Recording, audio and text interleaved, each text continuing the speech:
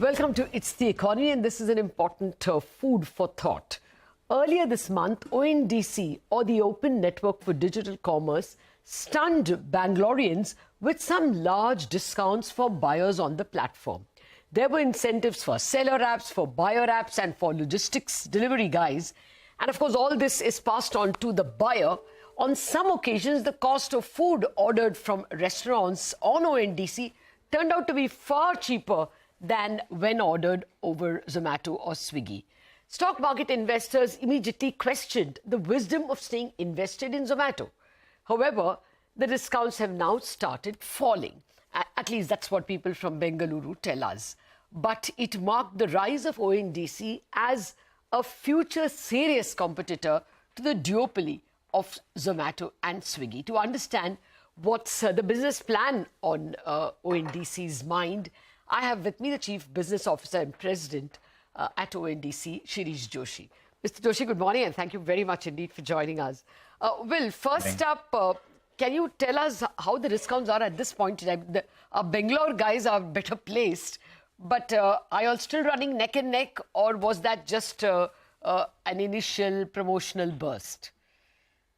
So, first of all, it was not confined to Bengaluru. It was a national program. And while we began in Bangalore first, therefore our our footprint is much larger there, and the impact was seen much larger there. But the program was national, and the idea was never. ONDC is actually an inclusive network, and we hope that all forms of platforms, small or large, one day see it fit to join, and they're joining it at various speeds and various kind of degrees of readiness. So it was not so much a case of competing with someone or trying to share, or as some of the headlines put it, take away somebody's meal. But it's really about when it comes to ONDC, because it's such a new way of doing commerce, people have a lot of questions on how unbundled interoperable commerce will actually work. And what this stimulus did was by triggering a bunch of transactions, it has actually cut through all that intellectual block that people had. And suddenly you've had thousands of transactions, people know it works. So it's actually a demonstration of the fact that it works. And it's also a demonstration of how transactions can be driven. So ONDC will never be in the business of giving discounts or promoting in this fashion. But this was just a stimulus to demonstrate that here is a network that works. There's a new way of doing commerce that works. And there's a way to stimulate demand. At least one way of stimulating demand. I mean, after all, you're not running for VC money and prove your valuation. I can imagine that this was more to perhaps get noticed and clear doubts, as you say. That's a nice way of putting it. But who offered the discounts? Was it only ONDC? We were told even the seller apps were offering so as to boost the number of people who were coming onto the channel. Correct. So while there are doubters outside, there's no doubt amongst the network participants, but there is also a question of how much are we ready for what? And so in some ways, this even built confidence within the network, saying that, oh, we are far more ready than we thought we were. And in the end, any participant can leverage this network to drive throughput. So it can be a buyer application that can do it. It can be a seller application that can do it. We've been actually encouraged to see individual sellers do it. So anybody can use the opportunity. It's an open network, it's democratic, and anyone can use that opportunity. So it wasn't only us. Initially, it was only us, but subsequently others have also stepped in. And that's essentially the point, the larger point that we were making, which is we are ready, it works, and anybody can use it now to drive their business. We also saw reports that some of the seller apps were enthusiastic, but the sellers didn't have that much stuff. Is that right? That, therefore, everyone needs to sit together and plan, which perhaps is could be a future problem with an open network, open source network like ONDC. In Zomato or in Swiggy, everybody would sit together, or Amazon, for instance. Perhaps the sellers would be ready. Maybe that's tough in ONDC? It's not tough. And I think what people forget is that even on large existing platforms that have been around for many years, there are occasions when there are challenges in fulfillment. There are times when an item may be shipped out, it's taking so long, and the platform themselves say, sorry, we've had to cancel because it's taking too long. So that takes place even on long-established platforms with deep entrenched practices and systems built over years. And therefore, these are just some of the initial teething questions that will happen because we are not a scale network today. But once things are present at scale, then it will be one party or the other. Let's take just delivery availability of delivery agents. Right? We have a few players, and therefore we're able to do a fair bit of delivery. But if there's a sudden surge, we can't suddenly manufacture additional delivery capacity overnight. But over a period of the next few weeks and months, as more delivery partners come on board and that capacity is large, then no matter where the surge is, we'll be able to find a solution. And also more kinds of delivery systems. So yes, there will be sometimes a mismatch between what a particular seller or a particular item may have available when that surge takes place. But over a longer period of time, we think that will smoothen out. That is the time scale I want. But before that, since you raised the issue that, sometimes the seller app is enthusiastic and the seller set of sellers are not prepared. Now, in a Zomato or an Amazon, we know that our stuff will be taken back if we are dissatisfied. How do you ensure that in ONDC? I know you have some arbitration and other apps, but are you able to instill that confidence in the buyer that I'll throw it back on Amazon's face if I am angry in any way, product quality of the product, time of delivery or anything? Can you ensure that in ONDC? Yes, we can, and we have. So returns are enabled. Returns on some occasions are taking place. Of course, in some categories, there's no refund, right? You don't return food, for example. So there is only a refund, not a return. But that's enabled on our network. And we're happy to say that so far, at least, we've not faced anything that became a raging dispute because of a refund or a return not being executed. In course of time, this after-sales service, as we say in other industries, could become more important. You will always have a lot of sellers wanting to be on the platform, wanting to be on all platforms. But yes, the quality of service, whom do we hold responsible? But now, Mr. Joshi, if you can give us this game plan. At the moment, you said 2 cities, there is a beta launch, Bangalore and which city? Bangalore and Meerut were the 2 that we formally announced beta launch. Beta basically means public at large can buy. But that was because we were coming as a network. Now we have multiple players on the network as buyer and seller applications, and they are doing their own activities in terms of expanding their own user base to which they can make the ONDC network available. So in reality, the public in many cities can now place orders. We have sellers in more than 240 cities now.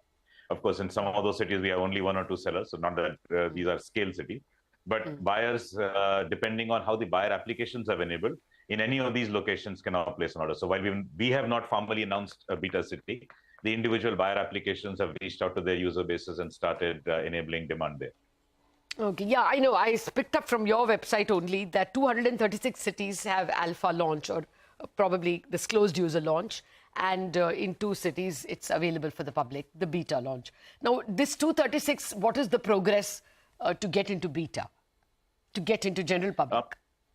Yeah, so as I said, we've not ourselves formally announced and declared the beta stage in them. So alpha stage was, as you rightly said, closed user group, people we have invited to try out the orders. And beta is where anybody out there who has access to a buyer application can place the order based on what's visible there. So in many of these 200 odd cities, that's actually taking place. We have not announced it as a formal beta launch as a network. I'm sorry. I didn't get it. So it's not ONDC which takes it beta. It's the seller apps or the buyer apps who take it, the network participants who take it. Correct. The initial beta we did, but now individual applications have started doing their beta, saying, okay, our universe, we are letting public buy through our universe. So individually, they have expanded that. So public in more than just these 2 cities have been placing our orders. We get a good chunk of our orders actually from outside these 2 cities. Okay. So which cities do you think will make it to beta as good as Bangalore sometime, say, in this quarter? So I think the larger cities are probably better placed to get there because the... like you mean Bombay, Delhi, Calcutta? Yeah, those kind of locations are likely to get there faster because there's a fair bit of already digitized seller network present. And so as the confidence builds in ONDC, then they will see it fit to also be part of this network. Users are used to shopping there and, based on who's the buyer applications on a network today. Some of them may already be present on people's phones. So therefore, the adoption, if you will probably pick up in scale in those initial large few cities is what we anticipate. Okay. And now for the number that the stock market guys watch a lot. How many deliveries per day? So you all had gone to a high of 25,000 or more on May 9th or when the thrust came. But I was told that later on it came back to the 12,000 odd deliveries per day. Now, how do you see this trajectory? When do you get to say 1 lakh? Is it in a couple of months? So, yeah, we'd love to see that happen in that kind of a time frame.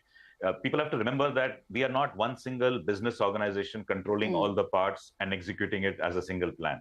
We are actually a network where many participants have their own their independent businesses with their own priorities who are all progressing forward. So the outcome of this network is actually a collection of effort from multiple parties.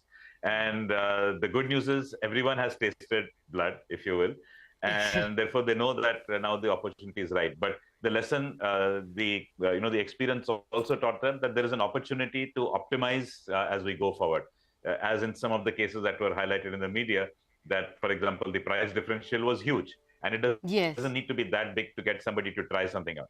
So within the same pool, in fact, what we've done is we've not taken away the incentives. We've kind of guided the network with caps to say, okay, consider this as the limit per buyer or limit per seller in a particular day, so that you're able to optimize that incentive and spread the impact much wider. Now, till we get into getting that operations right, we'll see a bit of a fall. So yes, you're right that from a peak of 25,000, we fell to the low 5-digit figures.